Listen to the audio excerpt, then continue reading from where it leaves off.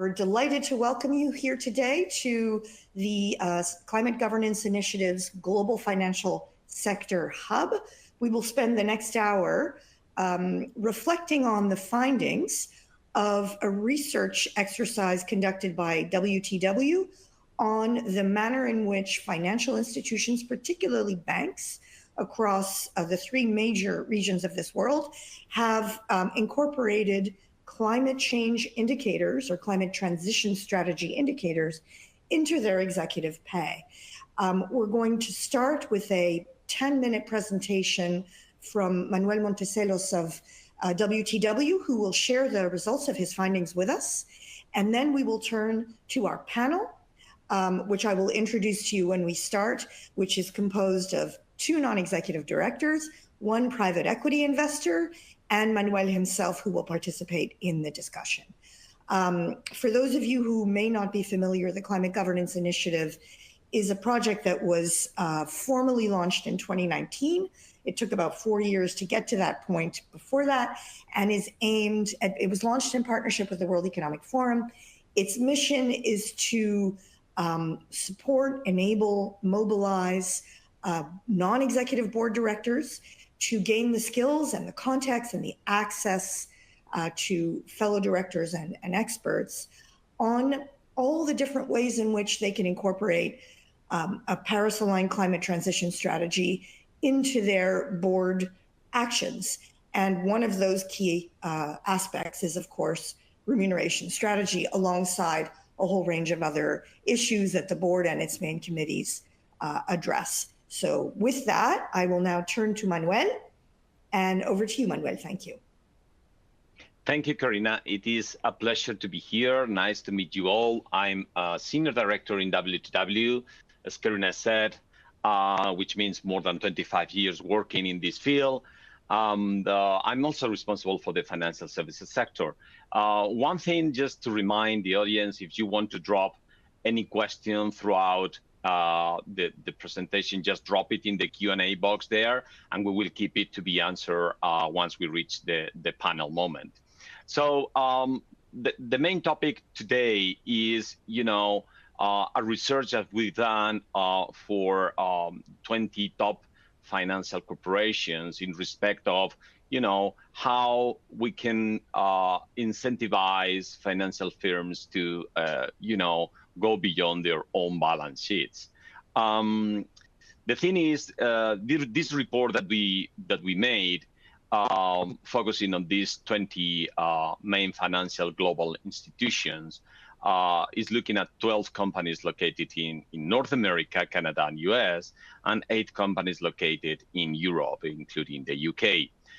What you see on the right of the slide is another wider report that we do. We will make a reference to this one, where we analyze a significantly larger population, and we will be able to make some comparisons here for you to address.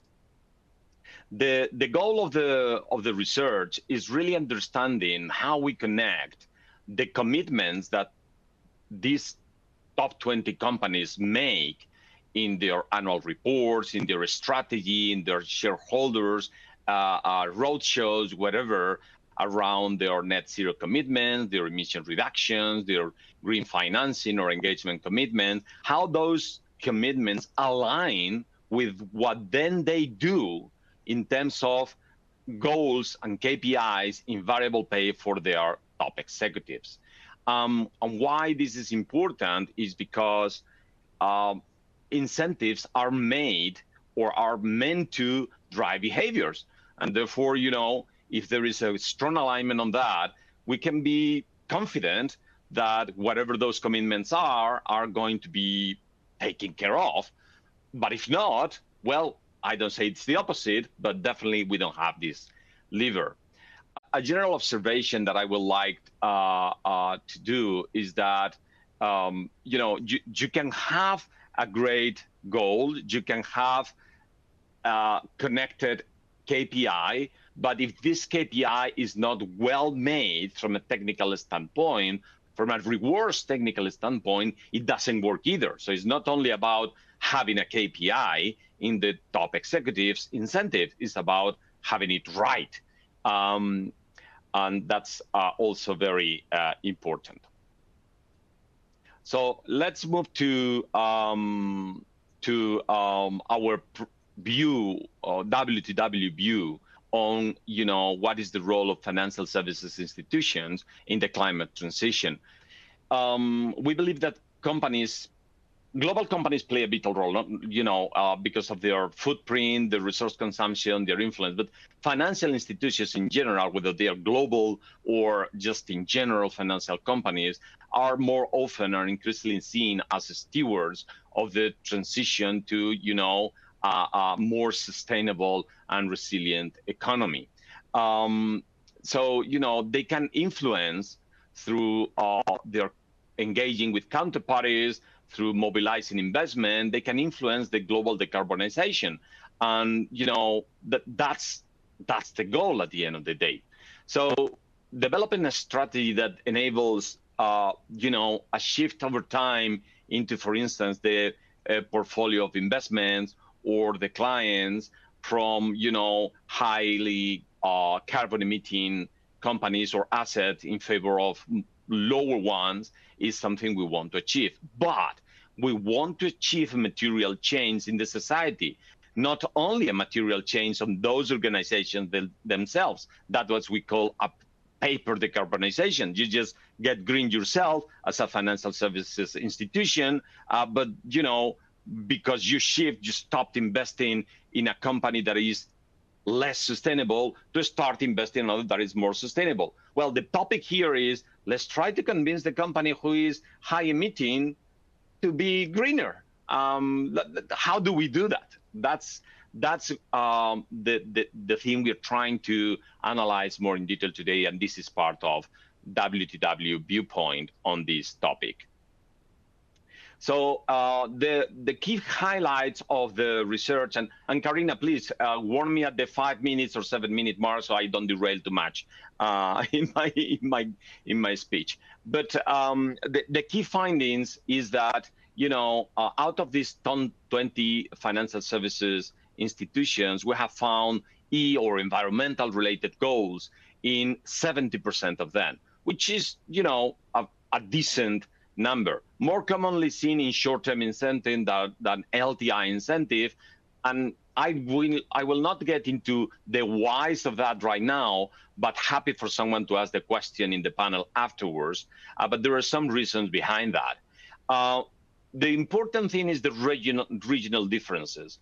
All UK, European financial services institutions, 8 out of 8, have environmental goals as part of their incentive plan design, but only 25% of North American ones. That's a significant regional difference that we need to understand around what the North America colleagues think about sustainable or environmental priorities versus Europe. You remember I mentioned a wider report when we look not just as these top 20 global financial service institutions, and we look at kind of 100 or something like that. I don't remember exactly the numbers. 80% at least use one as ESG metric. I'm talking not only about the environmental ones.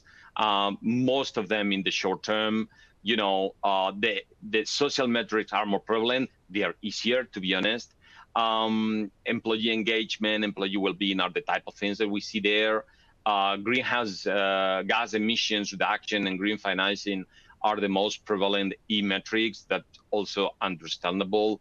The weight is low, 5% for the E-metrics. We, from a technical standpoint, as rewards practitioners, we would always say that anything less than 10% is not relevant, and ideally, if you really want to drive a behavior, it should be 20%.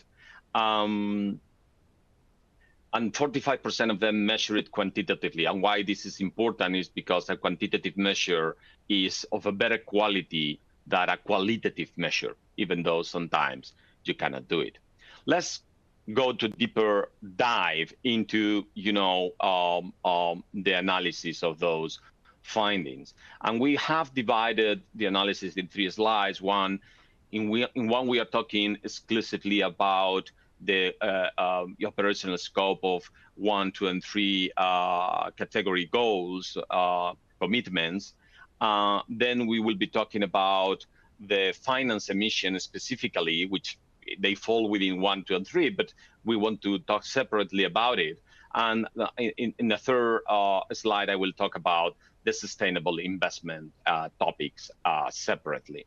So for the operational scope, what we find is that 90% of these 20 companies have made, whether it's absolute zero, net zero, carbon neutral commitment, or any similar one. 50% of them also cover a scope 3 type of commitments with due dates from 2025 to 2050, with ambition reduction ranges even up to 100%. I don't know whether we can get to 100% reduction, but anyhow, some people think that it is possible, but a 40% reduction is also very common and above, and that's very, very relevant. Other typical environment-related targets talk about water usage, waste, renewable energy, kind of, hey, let's change our car fleet to fully electric vehicles, something like that.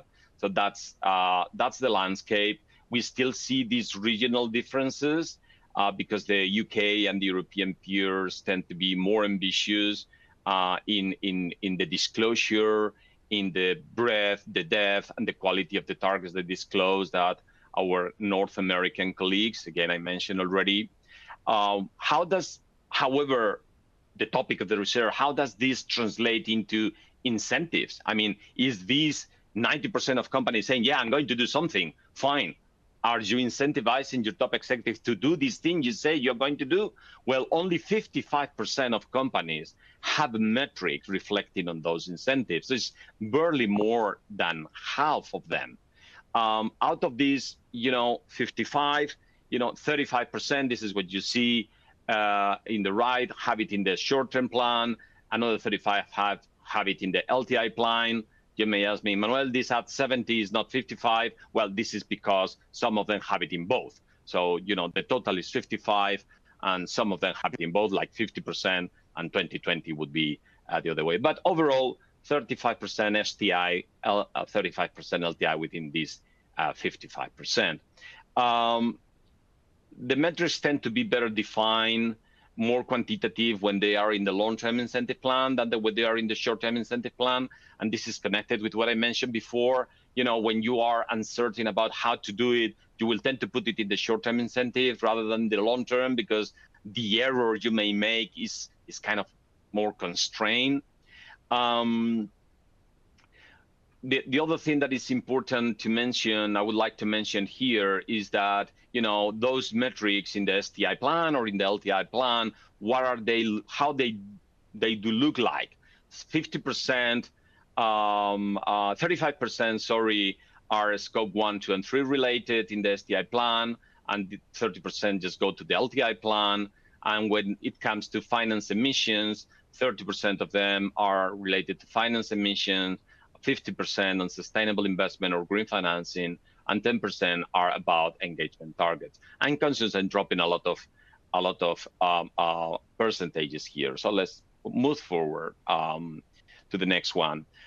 In respect of finance emissions, and why we wanted to talk about finance emissions separately, because for a financial services institution, reducing, scope 1, 2, or 3 operational emissions is not that relevant. At the end of the day, it's a business of people. So you can, go to recycling paper, better use of energy, but really the real impact of financial services institutions is through the finance they make to their clients, through the engagement to the people they work with as providers or as suppliers or as clients.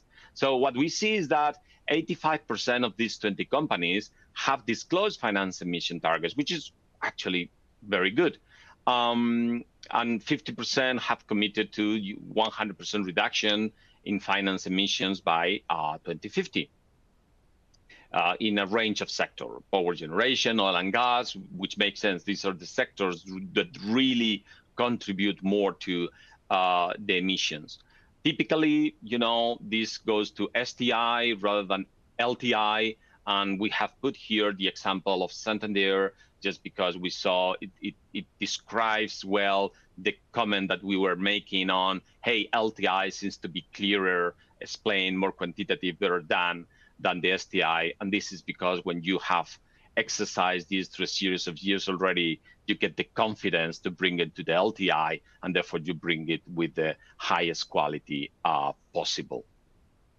Finally, I would like to talk about the sustainable investment portion of the research, which, 85% of the companies, again, a very high percentage, have expressed commitments in sustainable finance with due dates between 25 and 2030, with significant amounts of money involved, 100 billion to 500 billion, 25% of companies also in social commitments, with 150 billion to 500 billion as well. It's a lot of money in areas of housing or economic inclusion or healthcare.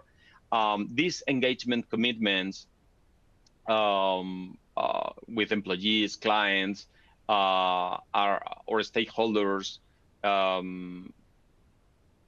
focused on identifying, our focus with clients and suppliers who are the highest emitting ones.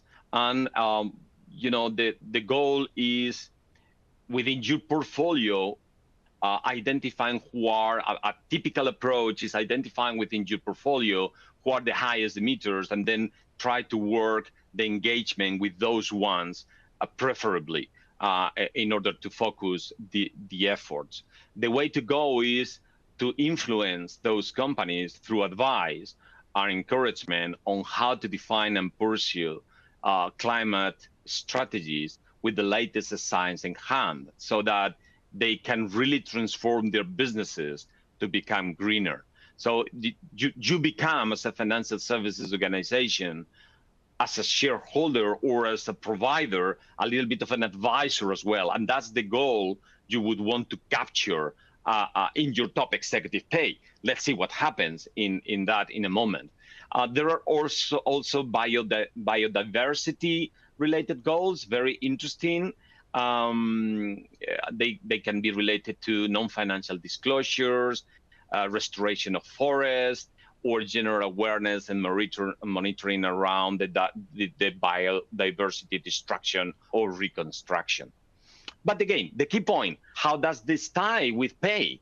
Well, only 50% of companies have metrics related to sustainable investment, and only 10% with engagement targets. Now, I don't think it is really because companies doesn't want to do it. I think it's really because it is very difficult.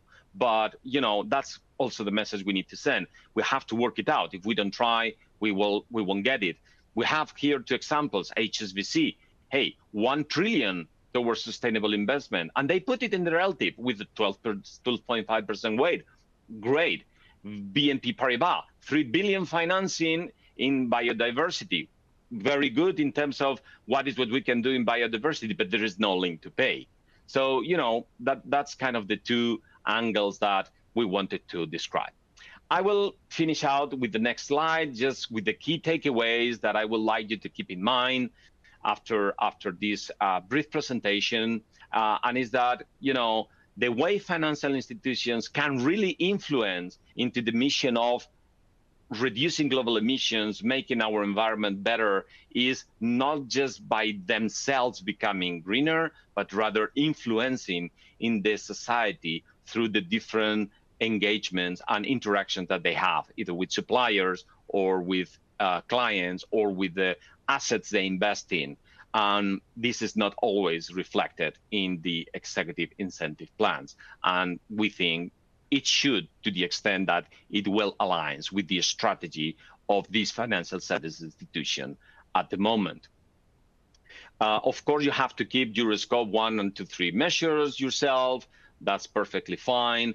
But if you just focus as a financial services institution on yourself, you can risk becoming just this decarbonization by paper that I was mentioning before, and you just you just become greener yourself by choosing where to invest or who to work with rather than influencing the society, therefore misusing or underutilizing the power you may have.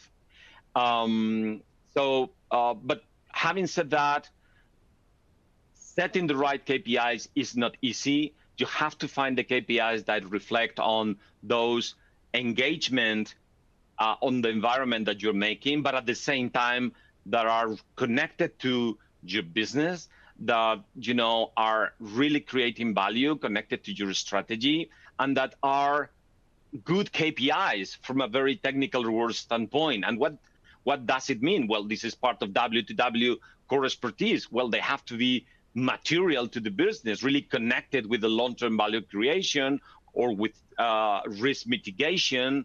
It's a little bit what I was saying, really connected with your strategy.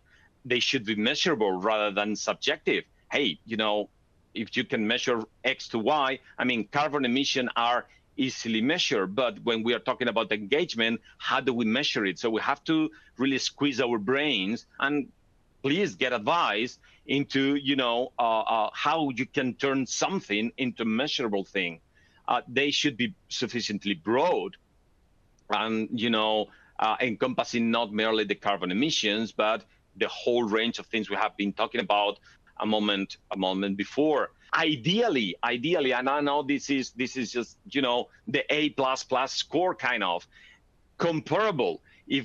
And there is a lot of regulation coming either from the CSRD, the CS3D, the task force for non-financial climate disclosures on comparability. So if you can choose something that is comparable, but it's going to help you and it's going to help investors, making decisions just because it is comparable. If you just create something completely new, might be good. I don't say it's not, but if you have the opportunity, just choose something comparable. And they should be, you should be transparent. Transparency is all the way around. Just disclose your targets, disclose the connection. Don't save paper, don't save money, don't save the storytelling capability of explaining why you choose what you choose in connection with your engagement or your wider goals. I will stop here. Hopefully I haven't extended more than the time I wanted to, and I will hand over to you, Karina, for the panel discussion. Thank you so much. You've done a great job of highlighting the challenges and the fact that, quite frankly, this is complex. Although a growing number of financial institutions are setting the right types of targets, the extent to which this is incorporated in pay is lagging, and that has a lot to do with the fact that we're at the very early stages and there are uncertainties around that. With that, I want to turn to our speakers. So our two speakers our two non-executive director speakers are Lucyna Stanczak-Włóczyńska, who is the chair of BNP Paribas Poland, as well as a board member of Banca Transilvania in Romania, and Nadia Wells, who is a non-executive independent director with a number of asset managers. Both of you, Nadia and Lucyna, are very experienced both in remuneration and in sustainability. And I note that Nadia in particular has been appointed as the ESG lead in her boards. And of course, Lucyna is the founder and chair of the Polish chapter of the Climate Governance Initiative known as Chapter Zero Poland. So both of you are very expert in this area. And yet I know that you're up against some real challenges. Starting with you, Lucyna, do you want to give us a bit of a flavor of what you've seen, particularly with respect to the impact on both of your banks as EU institutions and how that sets you apart in terms of the regulatory demands that are placed on you? Yes, thank you, Karina, and thank you for inviting me. I think it's a very important topic, and actually, indeed, when you see the presentation that we have just listened to, there are visible differences between how Europe is behaving and the rest of the world. And it comes obviously from the fact that the EU, we have a European Green Deal that is there for a couple of years, and the focus on a number of, let's say, fronts when it comes to sustainability, disclosure, commitment, financing, is already in place for quite a while. This is why maybe some of the European financial institutions want to be or have to be more advanced when it comes to the linkage of some of the climate-related aspects into the remuneration or compensation for their executives. I would just only refer to very briefly to two pieces of law that everybody in the EU knows about very well. These both regulations are about disclosure, but it goes far more than that. So we have in Europe the EU Sustainable Finance Disclosure Regulations that specifically ask people who are either investing or advising to link their remuneration with the sustainable targets. So it's quite prescriptive. And then here we have the community of asset managers and investors in Europe, very much so.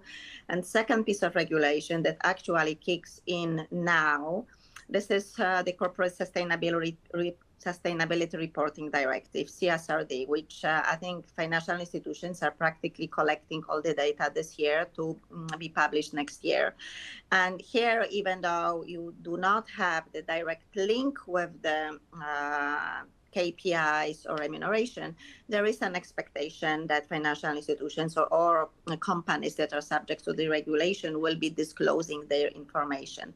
So we are in an environment in Europe that you have an extremely strong focus on sort of moving the capital away from carbon intensive areas, financing or companies, into the more sustainable places.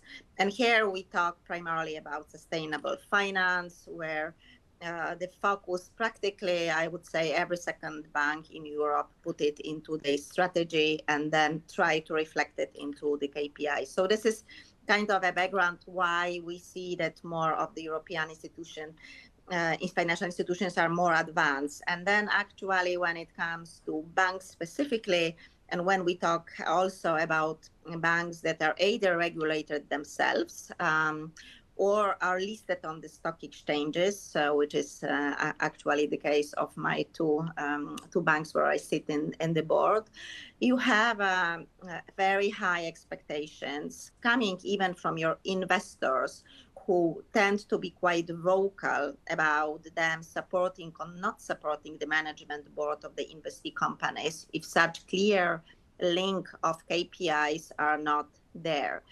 Of course, as we have seen just in a second ago, these are very complex matter. And for me, the big issue is to align the KPI for the management in a year with the medium to long-term decarbonization strategy that the financial institutions are undertaking, how to reflect it in the best way.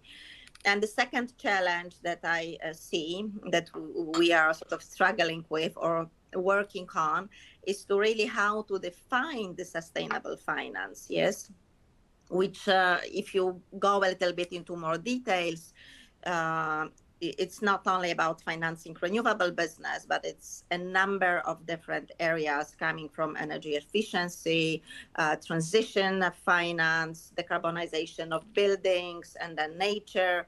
So the spectrum of different products is quite wide. And the EU taxonomy, which is another piece of legislation in Europe, is extremely descriptive. So very often financial institutions struggle in how to define these KPI targets. And also, before I stop, I would like also to highlight that there are substantial differences between the size of the financial institutions, because if you have large financial institutions, they have far more capacity to invest in the right team, chief sustainable officers, the entire community of advisors that help them building these targets. But you have a substantial group of financial institutions that are of a smaller size. They don't have the same access to eventually either the know-how or are operating in a smaller markets. And here the challenges are much higher. But finishing, I think that the definition of the, let's say, targets is one, and then linking it with more longer term strategic objectives, either in let's say, climate strategies that many banks have, or medium-term bank strategies, or budgets even.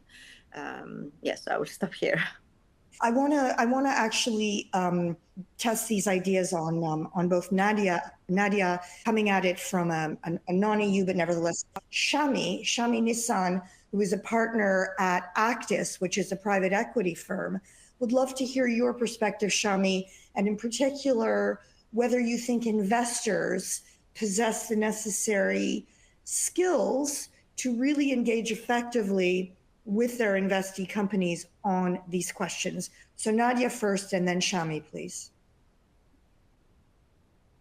Yeah, so if I think about the environment that I see for the asset managers in Europe, I would really echo the comments that have been made by previous panelists. I mean, I think there's a very clear role which investors globally obviously feel in terms of their role in stewardship and their role in engagement. But the regulatory framework that was just discussed in Europe, which applies also to asset managers and therefore applies to people like me who sit on boards within the fund management industry in Europe as independent directors, is that regulatory backdrop does really give a very key role in terms of influencing, in terms of target setting, and in terms of really, which I think is one of the most important things and was again alluded to in the commentary when talking about banks, is how do you think about mainstreaming this issue so that it doesn't just become a commitment to X billion of sustainable finance initiatives, but becomes something that across a bank or across an asset management firm becomes something mainstream, that there is a commitment to building into the business practices a decarbonisation drive or a sustainability drive or an environmental focus, so that you don't have an environment where incentives can be set up to be gained. So if you set a management team a target to make X billion of lending or to launch X number of funds that have a sustainability focus, they'll do it if you give them an incentive to do it. But if that means that 99% of the rest of the business is not engaging with the direction that the world needs to go, but also many of these management teams will tell us that they are aiming to go, then that is what you talked about, Manuel, this paper decarbonisation. And I think there that board members have a very important role in continuing to raise such issues and keep management teams accountable, so that they can't just come and report on a small part of the business where they're being successful, but that they come and talk about the initiatives across the business. If I think about, differences between Europe and other emerging markets, so-called, in the financial space, the way we call, different other countries, so-called emerging markets, I think it's a very, very different space. You're seeing huge commitments from many Asian countries pushing in this direction, and you're seeing both fund managers, asset management firms being asked to launch new products with sustainability targets. You're seeing regulators such as, for example, the Hong Kong regulator, say you can't launch a sustainable fund unless you're excluding at least 20% of the index, because if you're just investing in the index, then you can't be doing anything different from a mainstream fund. And then if you go into some other markets, you're seeing in China, for example, really from the kind of top level whole of government approach to this, which then allows, where the governance framework is set across industries, it allows this interaction. So it's not just the financial industry, it's the is the industry working in collaboration with its clients? So I'll stop there.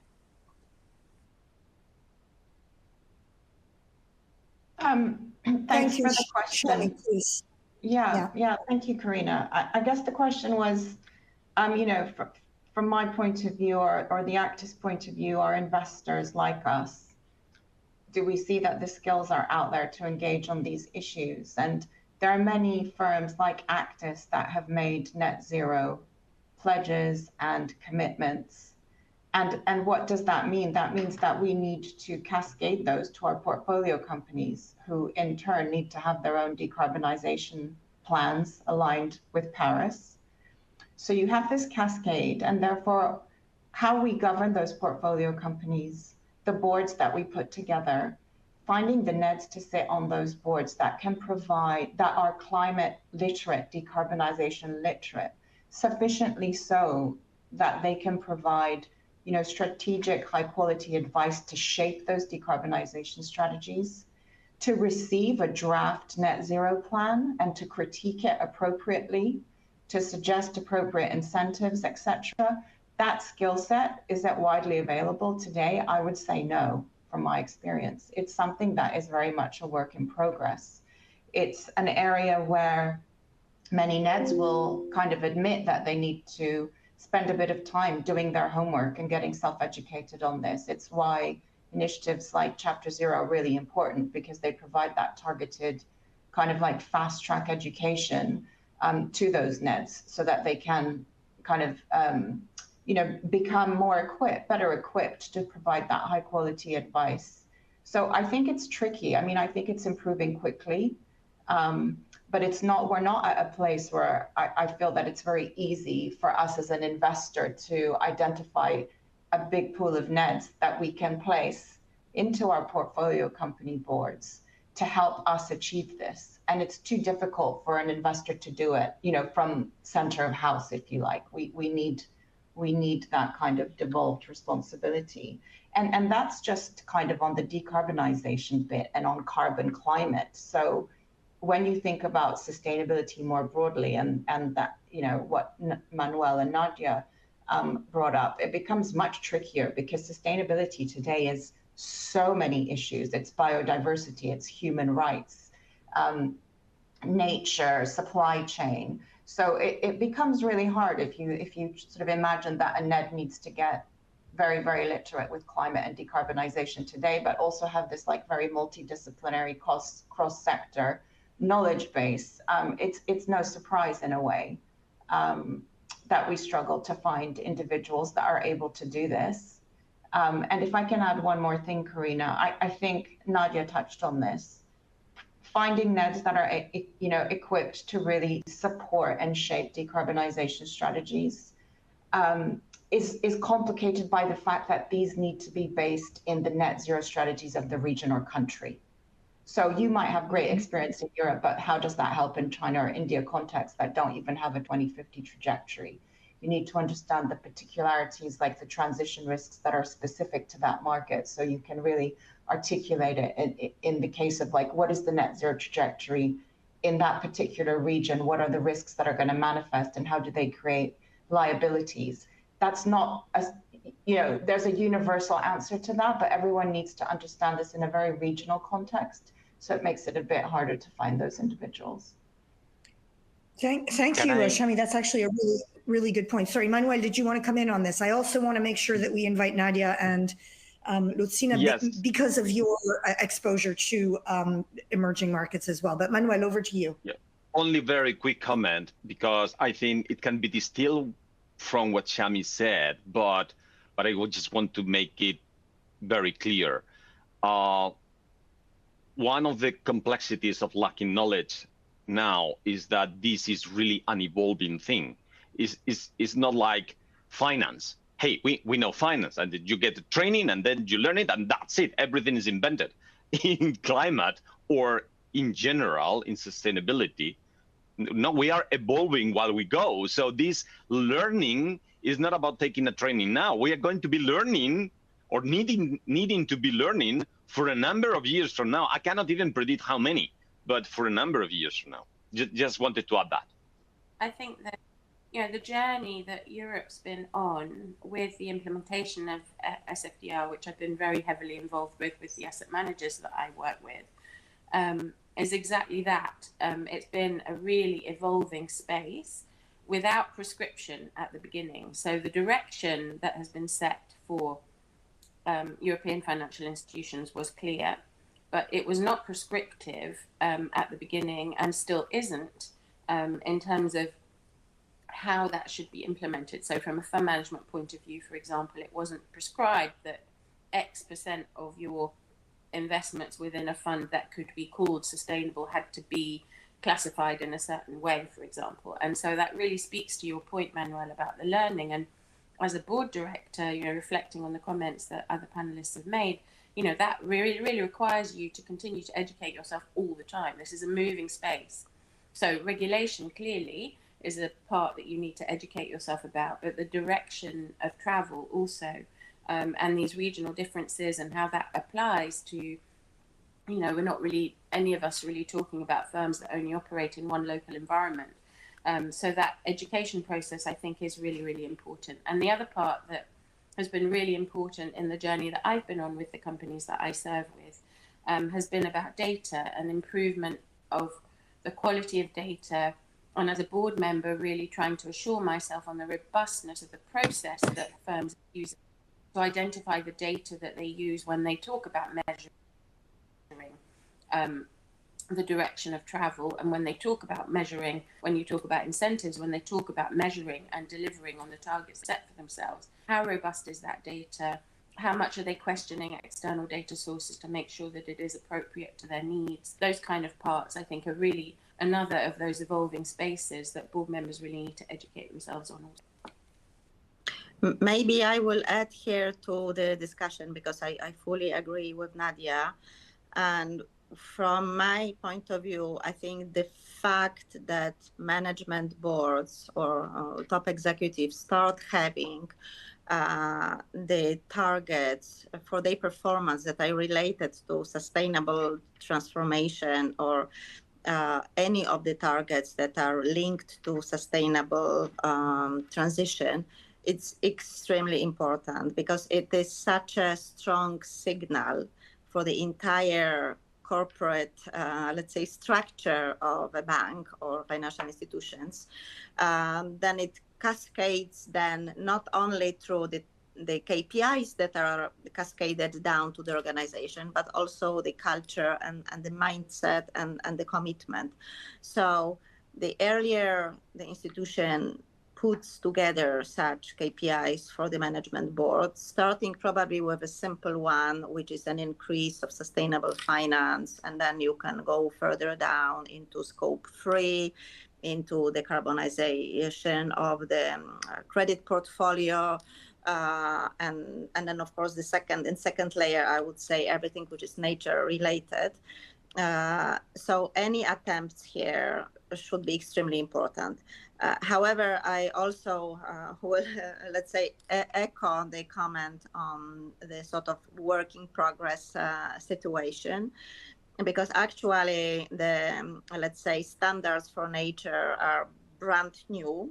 Yes, and I think it's probably extremely difficult to put it together and convert it into measurable target for the management. I think it will come pretty soon.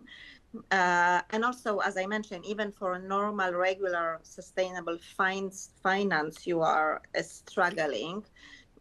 If you would like to look how you define it, how it converts into, for instance, the standards for the green bonds or sustainable linked loans that you can offer, or how it converts into EU taxonomy. With the EU taxonomy, you have this do not significant harm provisions, which is extremely complex area, which makes the eligible financing under the EU taxonomy pretty narrow.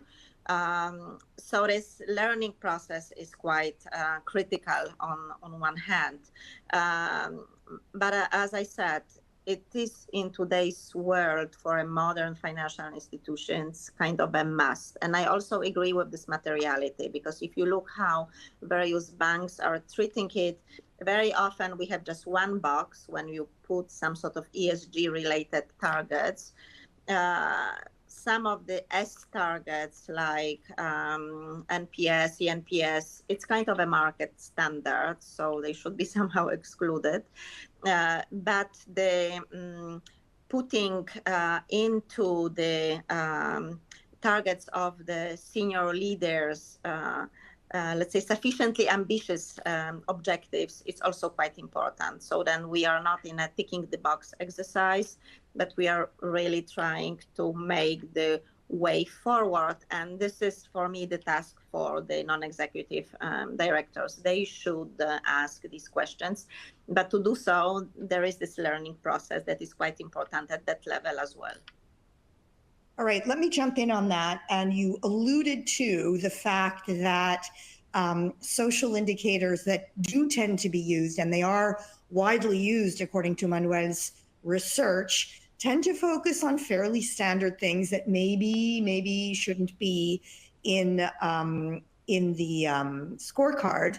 What about one of the very most challenging aspects of climate transition, which is the social aspects of the transition? In other words, the just transition implications of that transition. I'd like to invite Shami to reflect on how you've been engaging with this issue. It's obviously a very tricky one to incorporate, not just into target setting, but even more so into KPI. So target settings at a corporate level, but then KPIs for the executives.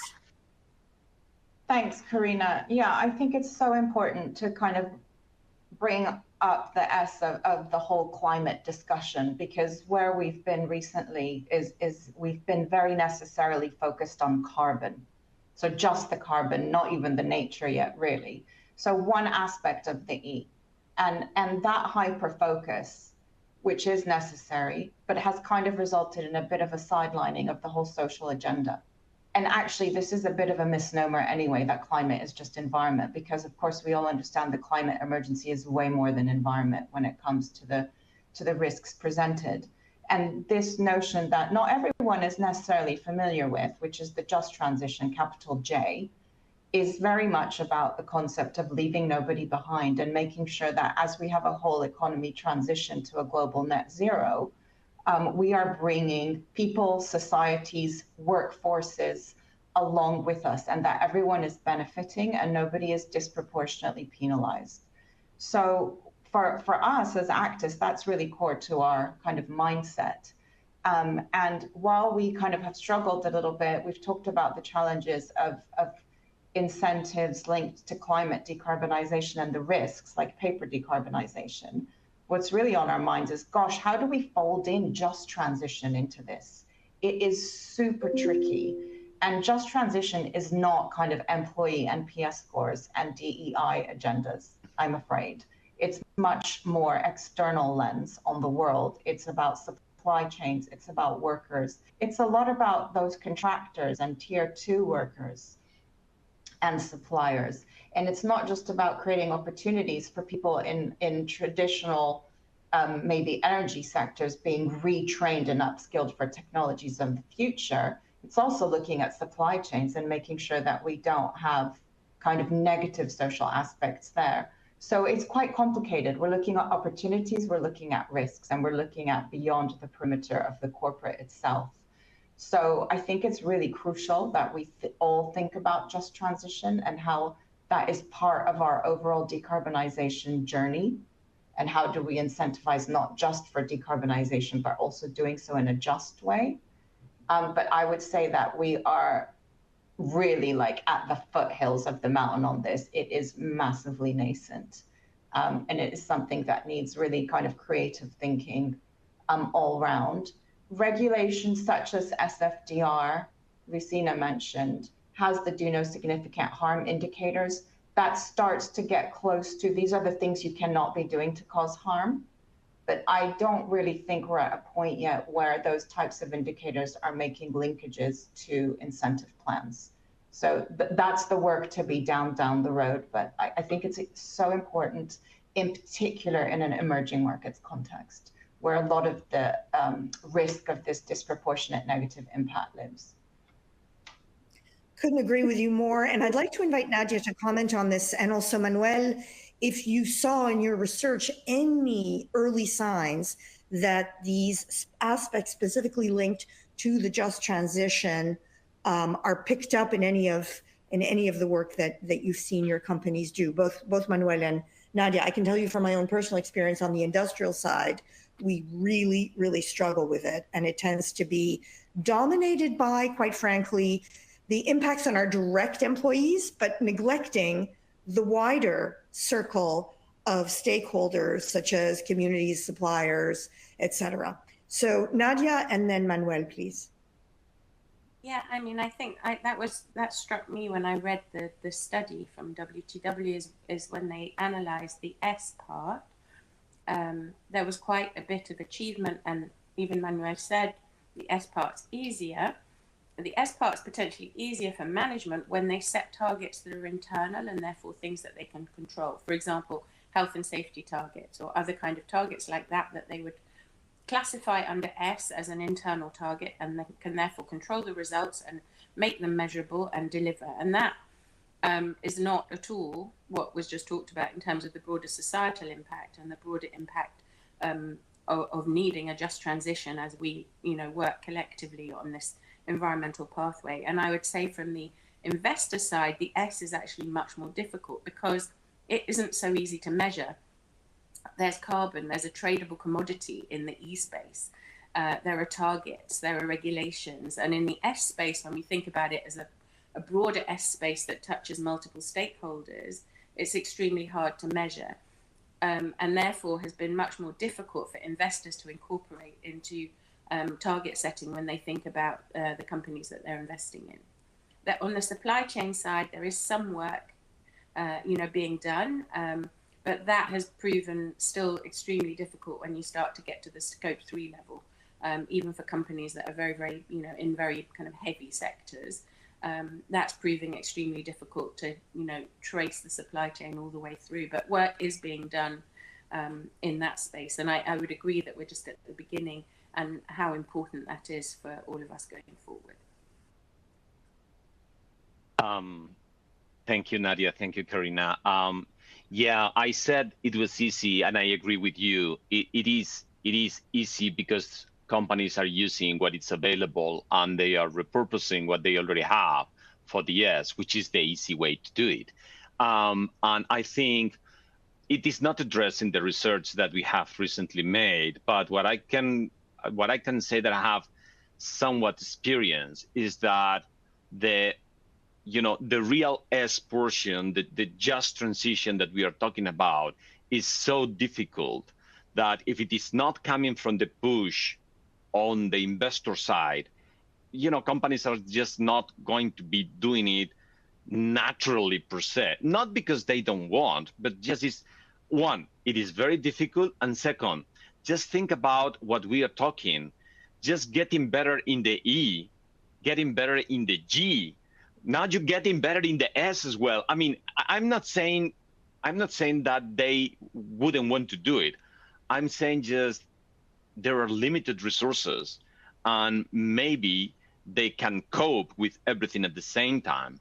So my personal opinion in this case is that, if investors keep on pushing, shareholders and different stakeholders keep on pushing in that, this will come. What has happened right now is that perhaps the push has been a little bit more on the E, and we have been compromising as a society, as an investor. Oh, the S, okay, fine, this looks fine, because it is fine indeed, but is it sufficient? No. So, despite what I said before, which is true, is easier from the management standpoint, is not easier, as you say, Nadia, very well, from the ultimate or transition into a more environmentally sustainable economy. That's my contribution to this point, Karina. Thank you.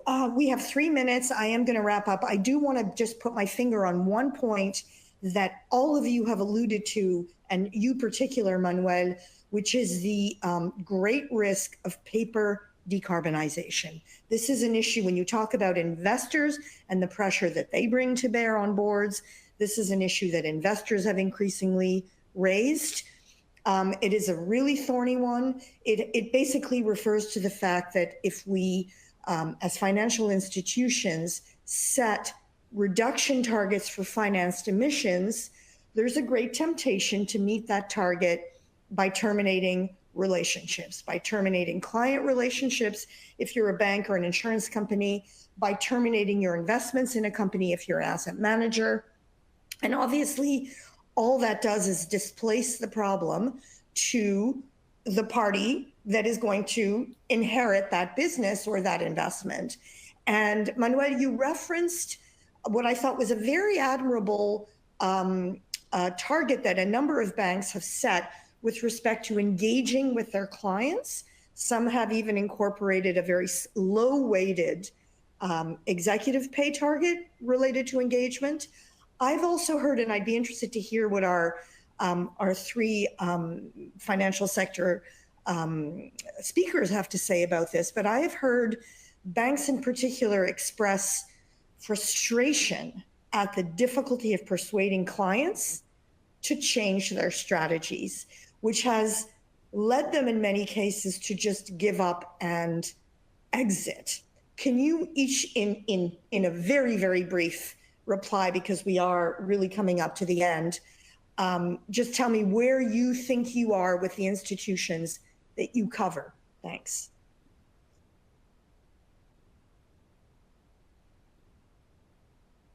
Nadia, you first, then Shami, then Lucina.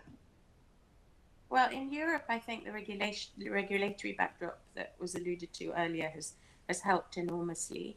And in other emerging markets, I think it really depends. In some countries, there's the ability for that relationship to be close enough that financial services institutions have had a great amount of influence over their role in economic growth. And in others, it's really early days. So very location dependent, I would say.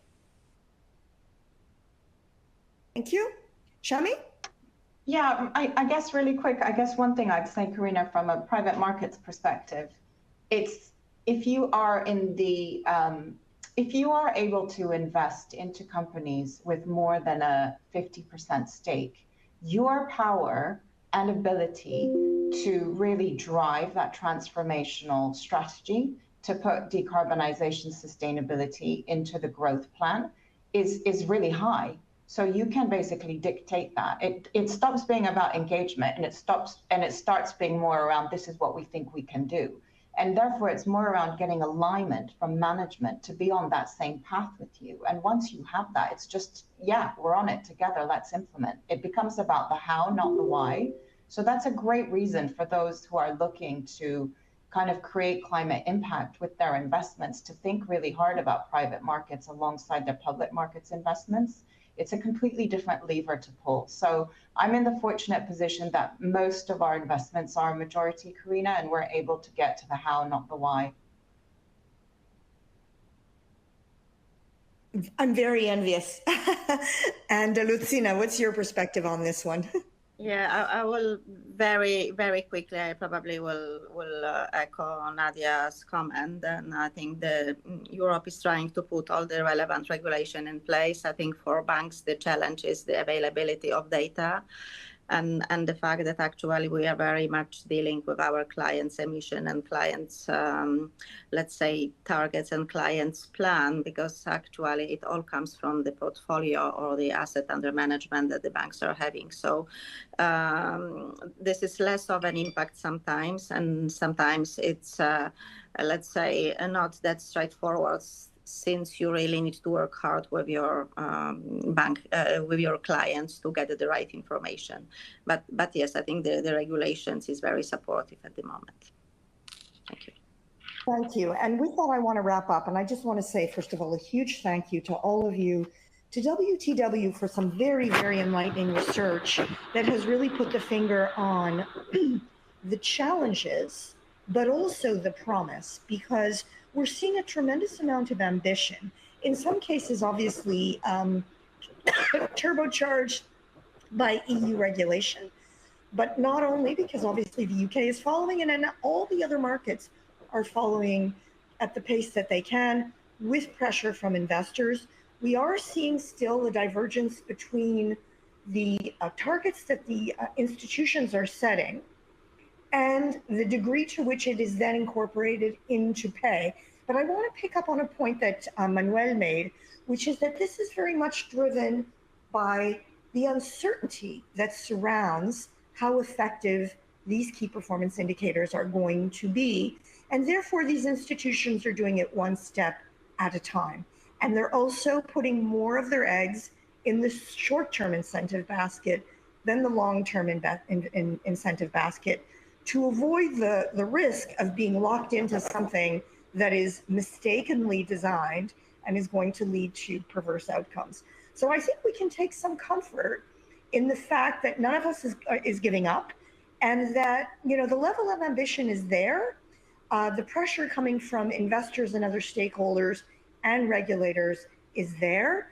And the fact that we have the Climate Governance Initiative and Chapter Zero in now over 70 countries is giving non-executive directors the firepower to play a really constructive role in enabling their institutions to keep on track and to keep improving and to listen to stakeholders and to learn from fellow directors and fellow institutions where there are lessons to be learned. So a huge thank you to all of you. A huge thank you to Manuel and Hannah, who unfortunately couldn't be here due to illness, but who did a fantastic job on this research. And we're going to keep this discussion open, because clearly there's going to be more to be learned as the institutions improve their performance in these areas. Thank you so much.